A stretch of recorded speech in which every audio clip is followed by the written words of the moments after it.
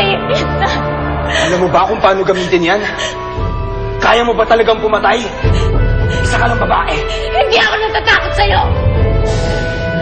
Alam ko na makapangyarihan ang sandatang ito. Ito yung nakapatay sa'yo noon. Ito rin ang makakapatay sa'yo ngayon!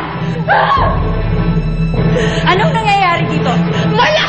Lumayo ka sa kanya! Lumayo ka sa kanya!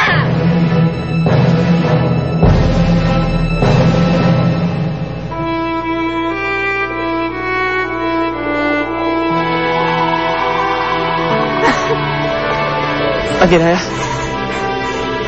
Aginaya?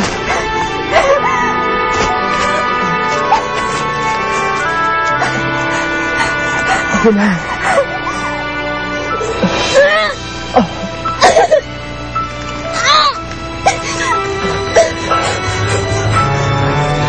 Bahala ng buwan at mga bituin.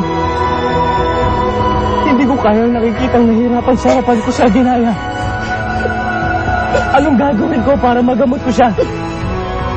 Anong gagawin ko para hindi kumalat ang lason sa kanyang katawan?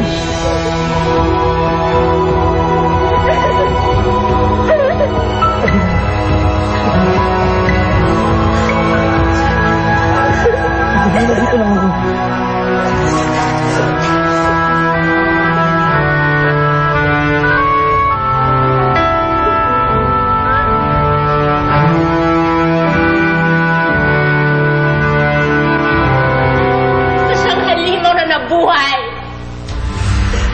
Halimaw na muling nabuhay? Batid kong iisa lang ang ating hangarin daron. Ang mapaghiwalay si Machete at Aginaya. Alamin mo yan, mas mag-iiba yung iyong lakas. Mapapantayan mo ang liksi at ang galing ni Machete.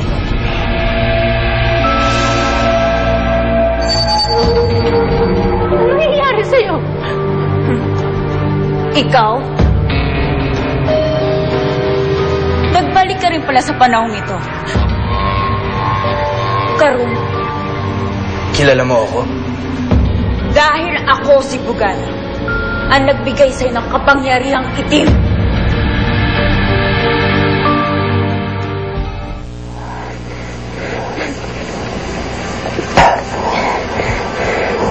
Hindi kinakaya na ginaya laso na nasa katawan niya. Hindi rin tumalab ang lunas na pinainom ko sa kanya. Malapit na naman sumikat ang araw. Malapit na naman ako maging estatwa. Paano si Rosella? Hindi ko siya maaaring iunin sa malubahalang kalagayan.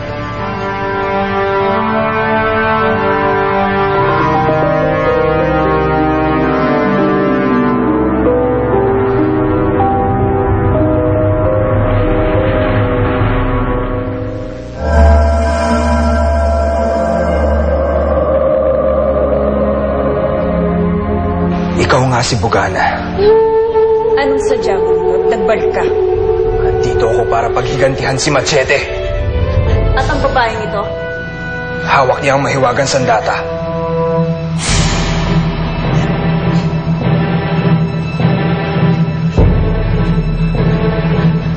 Ang sandata? Ibigay mo sa akin yan!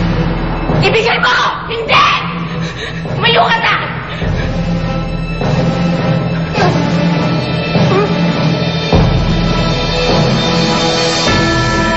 Mayo ka!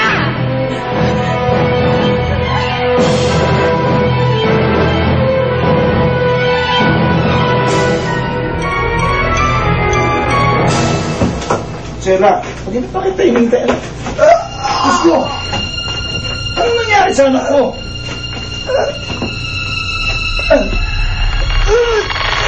Bakit? Bakit wala na nakasukat ka sa mukha? Gumanda na ang mukha ng anak ko. Anong nangyari? Ipagpatawad ninyo, Mang Carlos. Pero hindi ko masasagot lahat ng katanungan ninyo. Ipapaliwanag ko sa inyo lahat pagsapit ng gabi. Ang importante, may magbabantay ko, Rosana. Kapag hindi ako tao. Ano sabihin?